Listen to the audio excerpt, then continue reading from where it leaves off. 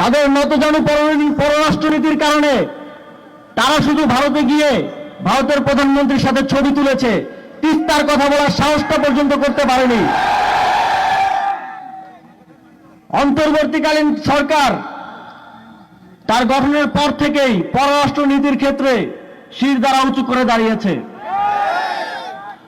এবং তিস্তার চুক্তি বাস্তবায়নে এই অঞ্চলের মানুষের পানির ন্যায্য হিস্যা আদায়ে অন্তর্বর্তীকালীন সরকার মাথা উঁচু করে ভারতের সাথে নেগোশিয়েট করবে এবং প্রয়োজনে আন্তর্জাতিক পানি আইনের ভিত্তিতে আমরা কূটনৈতিক চাপ সৃষ্টি করব যেন ভারত বাধ্য হয় এই চুক্তি স্বাক্ষর করতে।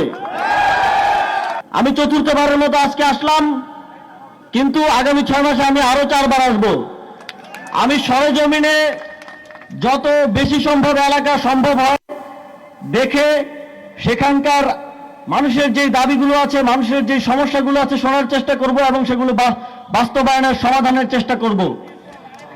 আমি নিশ্চিত করতে চাই যে অন্তর্বর্তীকালীন সরকারের সময়ে হয়তো আমরা দীর্ঘ 17 বছরের যে বৈষম্য সেটা ঘোচাতে পারবো না, কিন্তু যতটা সম্ভব সর্বোচ্চ আন্তরিকতার সাথে আমরা চেষ্টা করে যাব।